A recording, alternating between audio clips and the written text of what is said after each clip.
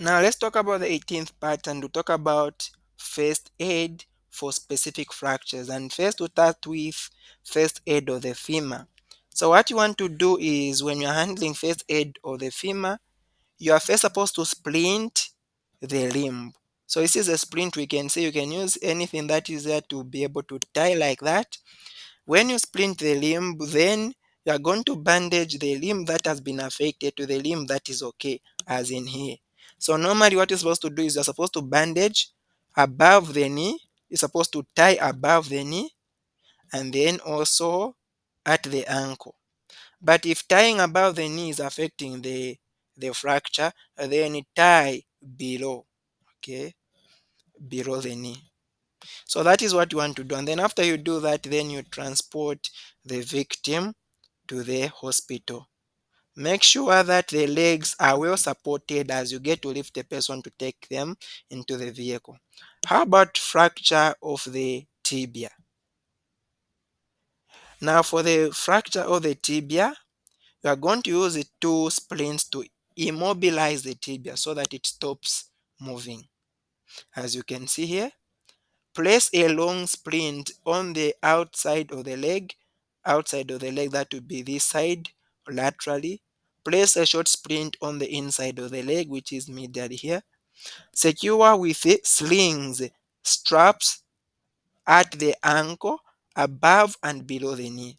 Above and below the knee. Okay.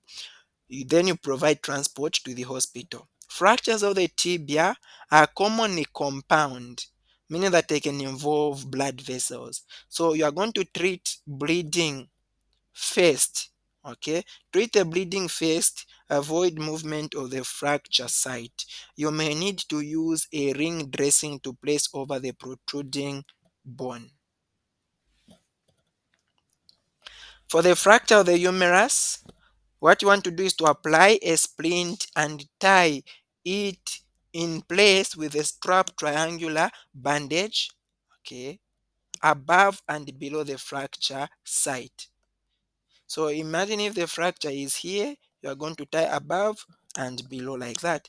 Place a pad in the axilla and strap the elbow to the side of the chest. So this is what you are doing. You are placing the elbow to the side of the chest. Support the arm at the wrist using a single collar cuff. This is a single collar cuff, as we can see there. Okay.